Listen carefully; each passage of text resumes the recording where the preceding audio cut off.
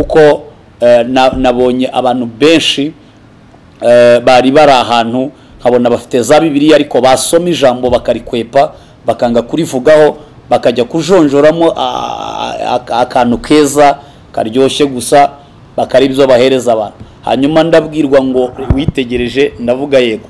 Imana irambwira ngo dore benshi bari kubererekera ukuri hanyuma bakishimira kuvuga ibinejeje amatwi, ariko umbwirira abantu ko nta mahoro y'abanyabyaha ariko Uwiteka avuga. Hari ukuntu umuntu yifuza kutagira n'ibibazo n'abantu ariko kandi akifuza kuba umwanzi w'Imana mu buryo atazi. No kuvuga ngo iyo umuntu avuga ukuri isi ntimukunda. Imana yantumye ngo ihagurukije abakozi nyabakozi, ihagurukije indaya mu kabari zigiye kuvuga imbaraga z'Imana, ihagurukije abantu bumva bari bakazizi bagiye kuvuga kwera kw'Imana. Gusenga everyday, gusenga buri munsi. Nusenga uzanesha, nunanigwa gusenga uzaneshwa. Senga. Reka ngusuhuze inshuti ya Gusenga everyday, nizere ko meze neza mu bisanzwe muri kumwe nanje Imana yakiza Edouard. Abari mu Rwanda twabwira ngo Imana iba mugisha, abari mu Burundi yambi, abari mu biyaga bigari mumva ikirundi n'ikinyarwanda n'ikinyamurenge, tubakiriye kuri channel ya Gusenga everyday. Tubabwira ngo muri inshuti zacu za kadasohoka, abari mu Burayi turabasuhuje cyane cyane, inshuti zacu ziri mu Bubiligi, abari mu Faransa, abari muri Swede, Imana iba mugisha cyane, abari muri Amerika Imana ibahe umugisha cyane cyane, inshuti zacu ziri muri Canada tubabwira ngo Imana ibahe umugisha. Turabona ko muri kumwe natwe muri mukurikirana ibiganiro byacu, Imana ibahe umugisha. Abari muri Aziya turabasuye tubabwira ngo Imana ibahe umugisha, abari muri Australia Imana ibahe umugisha. Nkuko mubona turi kumwe na Revera Pasteur Prophete Yevodi. Uraho umukozi w'Imana? Uraho neza. Amakuru yanyu? Turashima Imana. Imana igumugisha cyane. Amen, amen. Namwe muhabwe umugisha n'Imana, abantu bakurikiranye Gusenga everyday. Gusenga buri munsi, gusenga n'ubuzima, gusenga n'imbaraga, gusenga birakingura. Turanezerewe kugaruka gusengana namwe mu buryo bw'ijambo ry'Imana na message z'Imana. Imana igumugisha. Reka tugushimire yuko aho rukano watanze ikiganiro, tubwira abantu yuko uzakira abantu, uzabafasha, kuko abantu benshi bagabona amanimero ku ma YouTube ariko bakayahamagara ntibafashe. Aho tugushimire yuko wagerageje ko ushobojwe, nubwo harimo mutarashobora gufasha bihangane, abantu utarafasha bihangane. Aho tugushimiye yuko bagera tubwira yuko ati umukozi w'Imana yatwakiye, Imana igumugisha. Amen, amen. Nabo bahabwa umugisha kandi nkuko bivuze abo tutarafasha suko tutabirimo, ahubwo kubw'inshingano nyinshi tugenda dufasha umwe kuko tutabona uko tubahuriza hamwe.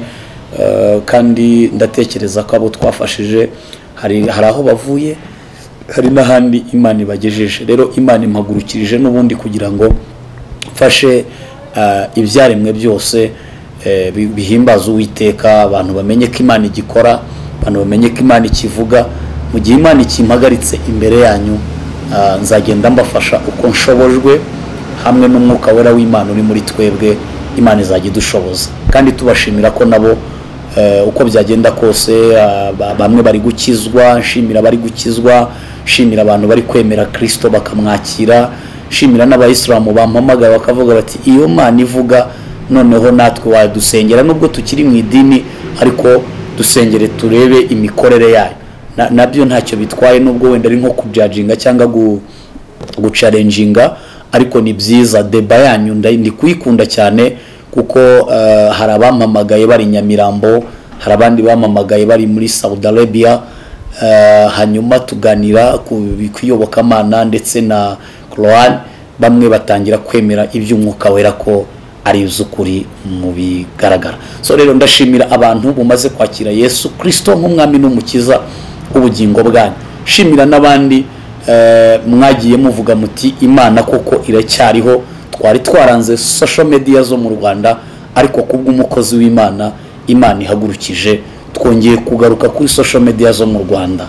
Imana ibaho umugisha, ni muhumure. Imana ihagurukije n'abandi bakozi bari gukora mu cyimbo cy'abapfapfanye, ni muhumure. Ntabwo murakomeza kubona ibyapfuye gusa, ibizima Yesu nabyo arabizanye. Turaza kubitanga muri message twahawe. Urakoze umukozi w'Imana, Imana iguhe umugisha. reka tubwiye n'abantu mukurikiye gusenga everyday ntimugapfe kubona amanimero yose ku ma YouTube ngo mumfe guhamagara kuko abantu ntabwo muba munabazi aho mukurikiye gusenga everyday muzaza muhabona abakozi b'Imana bukuri muzaza muhabona ibyo tuwe bizeje Imana bamugisha umukozi w'Imana watangira usenga Imana nkuko channel yacu yitwa gusenga buri munsi. Turagushimiye Uwiteka Nyiringabo, Imana y'igitangaza n'imirimo ikomeye, ububasha bwawe, ubushobozi, igitinyiro, gukomera, cyubahiro, kunesha, intsinzi n'ibyawe. Watsinze Satani i Getsemani, uramutsinda igorogota ku musaraba i Karuvali Nyabihanga, uramutsinda ugeze kuzimu, umwambura ifunguzo z'urupfu, ukingurira abera mu cyumba cyitwa Sheol, ukingurira abera barakinguka, batangira kuvuga iby'imbaraga ukoze. Uyu mwanya utsindishiriza umuntu wese udukurikiye ahabwa imbaraga z'umwuka wera. Ndategeka imyuka irwanya abakozi b'Imana ku isi yose ihunge ubwami bw'umwijima, uhunge ubwami bw'umucyo, umucyo utsinde umwijima, ikinyoma gitsindwe n'ukuri, hanyuma ukuri kwicare hejuru y'ikinyoma kugira ngo abera babashe kuva mu rungabangabo. Bibiliya iravuga ngo ijambo ryawe ni itabaza rimurikira ibirenge byacu. Umuntu uri muri Amerika, umuntu uri muri Europe, umuntu uri mu bihugu by'Abarabu, umuntu uri muri Afrika, imigabane ya Afrika hose, ndinginze cyane ngabona umucyo wawe. Isi ibudikiwe n'umwijima, ariko itoroshi yawe ariyo mwuka wera n'ijambo ryawe rimurikire umuntu wese witwa intama yawe aho ari hose, kugira ngo abera bamenye ko ku ikarita y'isi igihe kigihari, ariko ku ikarita y'Imana abera twatashye. Urakoze kubyumvisa, ubane natwe muri iki kiganiro mu izina rya Yesu, amen. Mukozi w'Imana tukaba dukwakiriye kuri gusenga everyday kazi. Murakoze cyane, turanezerewe kugaruka hano kuri channel yanyu cyangwa se kuri televiziyo yanyu gusenga everyday. Mwakoze kudutumira nanone kandi mwakoze no kutwakira hano kuri igitangazamakuru cyanyu. Imana ihabwa icyubahiro. Hanyuma ntekereza ko ubwo natangira gutambutsa ubutumwa nahawe. Icyambere nuko abakozi b'Imana nabwiwe ku isi yose, apana mu Rwanda gusa, umuntu wese witwa ubwo wavuze umukozi w'Imana, Imana abantu bayikorera mu buryo butandukanye bwinshi. Hari abayikorera bafasha imfubyi n'abapfakazi, hari abayikorera bakora ibindi bikorwa bitandukanye by'urukundo. Abo ngabo ntabwo ari bo message ireba, abo ngabo ni uruhande rwabo bakoreramo Imana. Ndashaka kuvuga abakozi b'Imana, umuntu wahamagariwe kuba evangeliste, ubwo ni umubwiriza butumwa bwiza. Hanyuma nkavugana n'umuntu wahamagariwe kuba umuhanuzi, agahabwa umwuka wera, agahabwa imbaraga z'Imana, agahabwa message zo kuburira isi. Nkavugamo abarimu, nkavugamo abapastori, nkavugamo reverend, nkavugamo bishop, nkavugamo apostle apostolique. Umuntu wese uhagarara imbere y'abantu avuga ubwiru bw'Imana. Nabwiwe ngo hagiye kubaho ibintu bisa naho bikomeye, kuko igihe kije ngo hari abatazabasha kugitambuka, niko Imana yambwiye ngo rero harabigiye kuzacyura, ntibarimbutse, ariko harabigiye kuzacyura kubw'intege nke zo kwanga kurwanirira ukuri, batakivuga ukuri. Hanyuma Imana igiye kubacyura gake gake, ntabwo murimbutse, ariko ubugingo bwanyu buhishanwe na Kristo mugiye gusinzira mu gituza cya Abrahamu. Ariko abanyembaraga bagiye kurwana urugamba ruheruka, Imana yambwiye ko ibongereye imbaraga. Abatinyuka kuvuga ukuri bagiye kubona imirimo ikomeye y'Imana, bakomeza urugendo, bambuke mu gisirikare cya Kristo, habonekemo intwari zirwana urugamba ruheruka. Ibi byumvikane neza. Habayeho gusenga, hakabaho kwinginga Imana, hakabaho guhaguruka mukava mu minyobo, mukava mu binyoma, mukava mu kuvuga ibicuramye, mugacurukura Bibiliya. Harabaho igihe cyo kongererwa kubaho, ariko umumara Imana icyo gisata yari gitegerejemo ntabwo iri kubona uko ibishaka. Mwakoreye Imana ni byiza, niko yambwiye, mwarakoze mu gihe cyanyu, ariko nanone musoje nabi. Bibiliya ivuga ko Paul yigeze kwandikira itorero, haravuga ngo mwabagaratiye mwe b'abapfapfa, mwatangije iby'umwuka none muherutse iby'umubiri.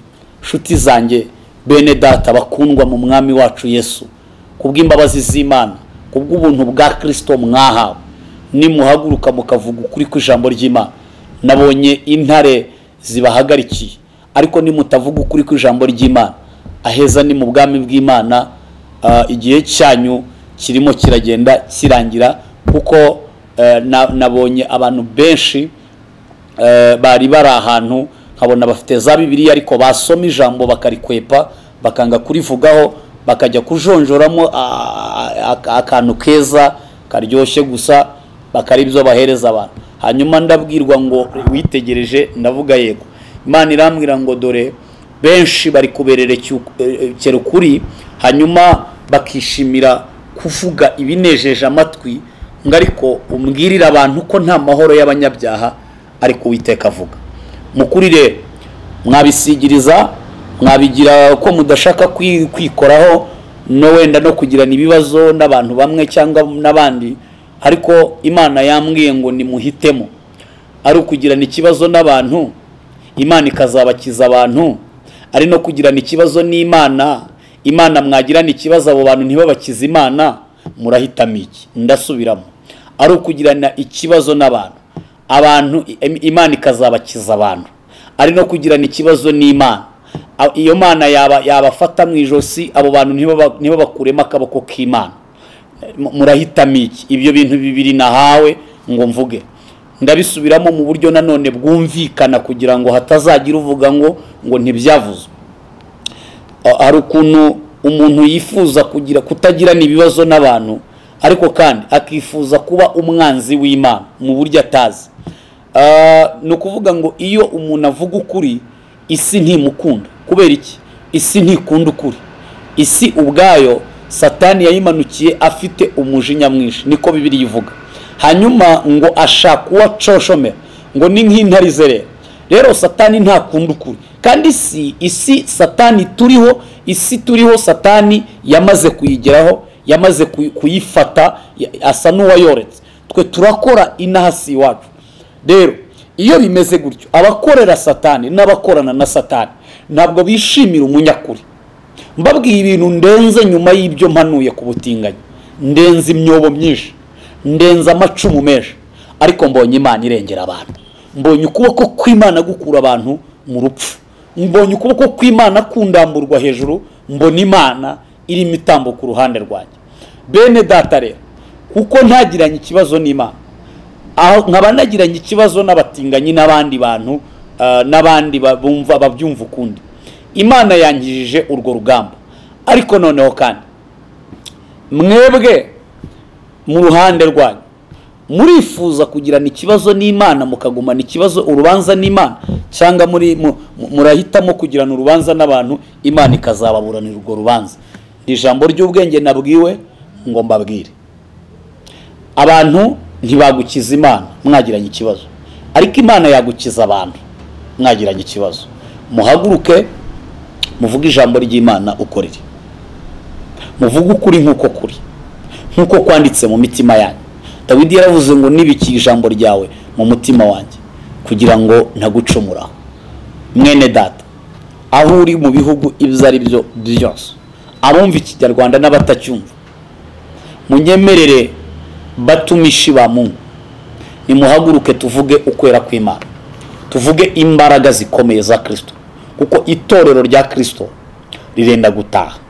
Hanyuma umunyago twahawe kunyaga Satani tukamwambura uwo munyago, tuwushyikirize Kristo.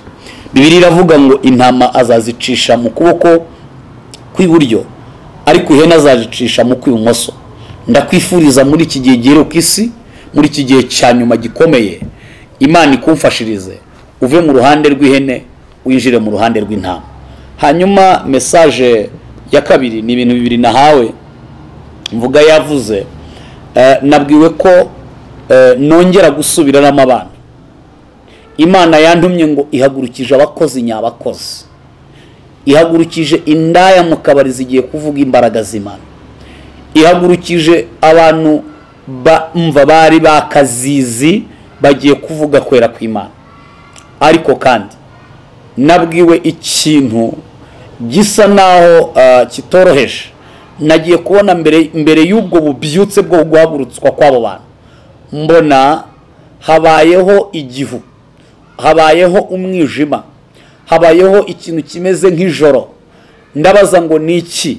Imana irambwira ngo Imana ibanje gutambuka ku isi yose, ibanje gukubita imirindi yayo ku isi, ibanje gushyira ibirenge byayo ku isi, igendagende ku isi. Ndabaza ngo ni iki? Imana irambwira ngo buri muntu wese wavuze ngo Imana ni iki, iraje murebane, urebe icyo ari cyo, urebe iyiriyo bitewe nuko wayivuze cyangwa nuko wayise. Hanyuma nyuma y'ibyo hazabaho ububyutse bukomeye. Bantu bararirimba ububyutse mu bihugu bitandukanye ku isi yose, ariko je nagiye kubona mbona mbere y'ubwo bubyutse habanje ako kantu kameze nk'igihu cy'umukara. Ndabwirwa ngo ni icuraburindi, ariko kandi iryo curaburindi ngo rigwiriye isi. Imana irambwira ngo mburire isi, buri muntu wese yitegure, yitunganye, yeze ubugingo bwe, abane n'Imana, yegera Imana, akundane n'Imana, avugane n'Imana, ngo uregerana n'Imana, Imana izamumurikira itoroshi y'umwuka wayo, izamubera itara mu mwijima, izamubera umutaka mu mvura y'amahindu, izamubera umutaka mu rubura.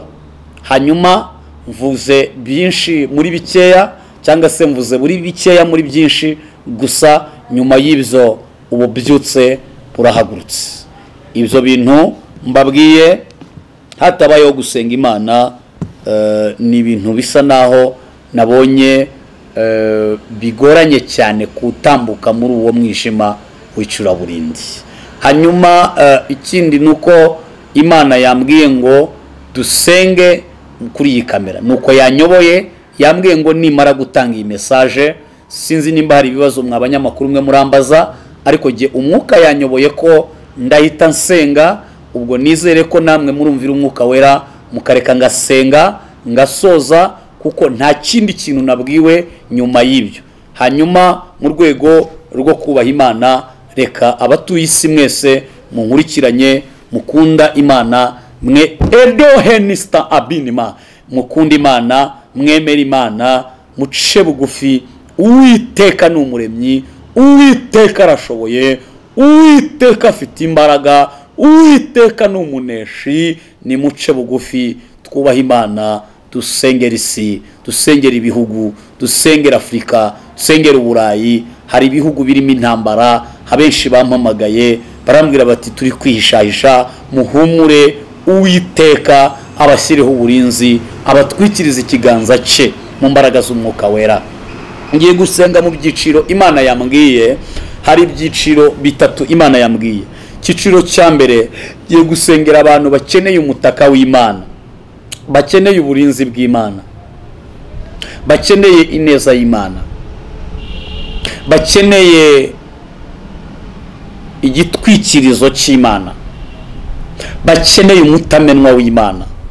Ariko si buri muntu wese, ahubwo Imana yambwiye ngo n'abantu bayirindiriye, abantu bitunganije, bamaze gutunganya imitima yabo, bagiye kuba bari mu nkuge. Icyiciro cya kabiri ndahita nsengera, ni icyiciro cy'abantu bashaka kwakira umwami Yesu nk'umwami n'umukiza w'ubugingo bwabo. Icyiciro cya gatatu ni abantu baguye bashaka kubyuka bagakorera Imana mu gihe basigaje ku isi. Merutse kujya ejo bundi gusengera umurwayi wa Faisal, yamamagaye yakuye nimero zacu hano kuri Gusenga Everyday. Ndagenda sanga hari ibikuta byamugwiriye, arinde agera CHK ava yajya wa Faisal. Mu gihe navuganaga n'umurwaje barambwira bati ubu nta kintu gisigaye, twabonye ko imbaraga z'Imana nizo zikomeye kurenza ibindi byose. Twiberaga mu isi, twiberaga mu byacu, ariko twabonye ko Uwiteka niwe Mana yonyine. Bati mu mwaka tumaze hano twabonye ukuboko kw'Imana. Hanyuma dusengera nabo barwayi, turaza gusoza dusengera nabo barwayi bwa nyuma na nyuma nimara gusengera ibyo byiciro bitatu. Abarwayi Imana ntiyabambwiye, ariko turabasengera kuko kubw'uwo mutwaro natwaye mvuye Roi Faisal gusengera abo bantu b'Imana. Mana ishobora byose, uyu muntu ukeneye umutamenwa wawe, akeneye uburinzi bwawe, akeneye imbaraga zawe, akeneye amaboko yawe. Enosti anos edala pili papa sivoma, negetse imbaraga zikomeye ngo zitangire kwinjira mu bantu. Izo ni imbaraga z'Imana. Ndatura ubuzima ku bantu bakurindiriye, ndatura imibereho ku bantu bakurindiriye, ndatura ububasha ku bantu bakurindiriye, ndatura kunesha kuri bo. Mwakire umutamenwa w'Imana, mwakire umutaka w'Imana, mwakire uburinzi bw'Imana. Iryo sengesho nabwiwe ngo riherekereshejwe icyanditswe kiri muri Zaburi ya 91 guhera ku murongo wa mbere. Iravuga ngo uba mu rwihisho rw'Isumba byose azahama mu gicucu cy'Ishobora byose. Ngo ndabwira Uwiteka ni urubuhungiro bwanjye, uri igihome cyanjye, Imana yanjye niringira, ngo kuko ari uzagukiza ikigoyi cy'umugoyi na mugigirimbura ntakizagutwara. Tugiye gusengera abandi bantu bashaka kwakira umwami Yesu, umwami n'umukiza w'ubugingo bwabo. Kwakira Yesu ni ubuntu. Kwakira Yesu nta kiguzi bigusaba. Kwakira Yesu ntawe ugutumye muri banki ngo banzuzane miliyari. Oya, gumana amafaranga yawe ariko wakira umwami Yesu. Mu buzima bwawe utunge Yesu, muri business yawe utunge Yesu, muri abanyepolitike mutunge Yesu, abapastori mukomezanye na Yesu. Mwese ntimumwakira ahubwo musanzwe mumuzi. Ndavuze ngo mukomezanye na Yesu. Hanyuma tugiye gusengera abantu bashaka kwakira umwami Yesu. Vango umwami Yesu, ndi imbere yawe uyu mwanya, maze kumva imiburo yawe, nizereye mu ijambo ryawe. Ahandi nciye bugufi mu maso yawe, nyandukura mu gitabo cy'urupfu, nyandika mu cy'ubugingo. Nkura mu icuraburindi, ushyire mu mucyo w'itangaza. Muri cya gitondo cy'umuzuko nzakakambana ikirere n'abera bose, mu izina rikomeye ryawe. Uhereye none umbere umwami n'umukiza w'ubugingo bwanjye. Amen. Ikindi cyiciro twavuze tugiye gusenga Imana, dusengera abantu b'Imana. Tugiye gusenga Imana duhita tunakomerezaho kuri abo barwayi bari mu bihugu bitandukanye, bari umuntu wese ufite uwe urwaye namwizerere.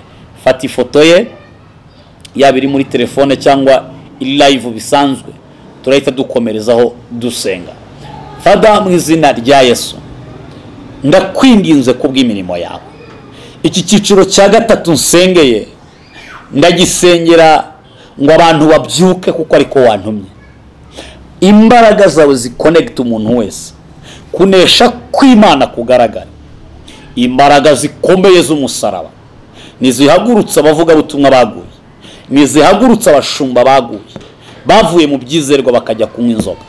Mana, ndinginze kubw'imbabazi zawe, ndinginze kubw'urukundo rwawe, nohereje isengesho mu izina rya Yesu ngo ritegeka ahantu hose, rikubita imbaraga zose, rinaniza ubwami bwananije abasirikare bo mu bwami bw'Imana. Ndasenze ngo babyutswe nawe, ndasenze ngo bambikwe imbaraga nawe, ndasenze ngo bahumanurwe nawe, ndasenze ngo ibyabatuye hasi barekure. Ndategetse mu izina rya Yesu imbaraga zikomeye zihagurutsa abandi bakozi, zihagurutsa abakozi baguye. Mbolasti eganmo dala pole pastifo. Aya. Ndi kubona abantu bahagurutswa n'Imana. Urakoze Yesu. Alo. Urakoze. Sengeye umuntu urwaye, uri muri koma, uri muri bomboni, uri fite kanseri, uwinda yahezemo. Hari abafite inda zimamaze mu mwaka, hari abamamagaye bavuga ko barwaye amakanseri akomeye cyane, hari abamamagaye bambwira ko bategereje umunsi wo gupfa. Ariko uyu mwanya nohereje ubuzima muri bo mu mbaraga z'Umwuka Wera. Ndasenze ngo bimenyekane ko Uwiteka ari we Mana y'ukuri. Turasenze kuko wabanye natwe, uhagurutsa aba bantu ku gisasiro, haboneka amashimwe. Tuzabona abantu muri comment bavuga ngo ryasengesho ryakoze iby'imbaraga mu izina rya Yesu Kristo. Amen, amen, amen. Shalom. Rero Imana ibaho umugisha, nizo message nari nahawe. Imana ibishimire, Imana ibane namwe, ni mube maso mu izina rya Yesu. Hari bafite ibyifuzo bitandukanye, ukiri muri uwo mwuka wana basengera nabo abantu bafite ibyifuzo bitandukanye. Abantu bafite ibyifuzo bitandukanye, nimero zacu murazishyiraho, hanyuma tukomeze kubafasha, ariko reka tunabasengere. Ariko ukeneye by'umwihariko araduhamagara akatuvugisha agatanga icyifuzo cye, tugasenga n'Imana. Mana turagushimiye, hari ibyifuzo byananiranye, turabisengeye ku isi yose. Abafite ibyifuzo bari muri Amerika, abafite ibyifuzo bari mu France, abafite ibyifuzo bari muri ibihugu bitandukanye, imigabane yose yo ku isi, reka basubizwe nawe mu izina rya Kristo Yesu. Amen. Mbere yuko utanga nimero zawe, wabanza ukabwira abantu itoro ryawe ahantu riherereye, abantu bari mu Rwanda bifuza ko baza bakabana nabo mu materaniro atari no ku telefone, abantu bifuza ati dushaka kuza mu rusengero, wabayobora urusengero rwawe ahantu ruri, ukababwira n'iminsi musengamo. Hanyuma dukorera Kicukiro, ariko kandi ibyiza no guhamagara kuri 078 02 89 885 078 02 89 885. Mbafite abayobozi banjye nanjye bankuriye, ababishopi banjye, hanyuma jewe nshinzwe nyine imirimo iri munsi yabo, kubera ko Imana yiduhamagaye tuba dufite abo twakuriye ku birenge byabo. Hanyuma gusa kuwa kane guhera saa 9 tuba dufite igicaniro, guhera saa 9 z'umugoroba, buri wa kane umuriro uba waka. Hanyuma umuntu ukeneye kumva Imana ivuga, umuntu ukeneye kuvuga ngo jewe naciye mu nsengero zitandukanye ariko ibintu byaranze, ngwino, ntabwo nemeranya nawe, ngwino dusenga Imana. Ntabwo ndi kwemeranya n'abantu bavuga ko Imana itagikora, ibyo ndi kubizanga ku mugaragaro. Abamaze kuhagera bamaze kubona Imana, abavuye Cyangugu, abavuye mu majyepfo, abavuye mu majyaruguru, abavuye mu Bugesera, bamaze kubona imirimo y'Imana. Ku cyumweru turitangira saa 6 tukageza saa 9 n'igice zuzuye mu kadomo. Tuba dufite amasaha 3 yo kubana n'Imana, tuba dusenga dukubita mu mashyi, dukubita abadayimoni, dusohora imyuka mibi ku buzima bwacu, twitandukanya n'ibitagira umumaro. Wowe ukeneye gusenga utari umunebwe, apana kuvuga ngo pastor ngo wansengeye kuri telefone, uri i Remera ngo usengera kuri telefone, uri hano Kimironko ngo usengere kuri telefone. Koko muve mu bunebwe, muve mu bute. Umuntu wabaye ni ubanduruye. Niba nta kibazo ufite ryama wiyorose, ariko niba ntacyo uryamanye haguruka. Urwije 35 ngwino uzingurwe n'Imana. Uracuruza ibintu byarakuyobeye, wabuze n'impamvu yabyo. Ngwino dusenge. Ntago ari ibipindi inshuti yanjye, Imana irakora. Hagurukijwe n'Imana kugira ngo abantu bamenye ko Imana ikora. Ninge Eliya uhagurukijwe ngo icyubahiro cy'Imana cyongere kizamuka, Imana imenyekane mu banyamahanga. Izina ry'Imana ntabwo riri butukwe duhari. Je namwe twakoreshwa ibintu bikomeye muri iki gihugu ndetse no ku isi yose. Rero Imana ibaho umugisha. Abakoresha Tigo 07 2 3 90 7 56. Imana ibaho umugisha. Urakoze umukozi w'Imana, Imana igumugisha. Tukaba tugushimiye, kadushimira umuntu yabanye natwe muri kiganiro, reka dushimira umuntu uzufata ibiganiro byacu akabisharinga, cyangwa akabikora partage, cyangwa akabisunikira cyangwa akabihereza inshuti yiwe, tukubwira ngo Imana igumugisha. Kadushimira umuntu yakanze subscribe, nawe ushobora kuba ubwa mbere ugeze kuri gusenga everyday, tugusaba ukanda subscribe cyangwa ukora sabone. Imana ibaho umugisha. Ikiganiro nawe utaha. Shalom shalom. Shalom shalom. Gusenga everyday, gusenga buri munsi. Nusenga uzanesha, nunanigwa gusenga uzaneshwa. Senga.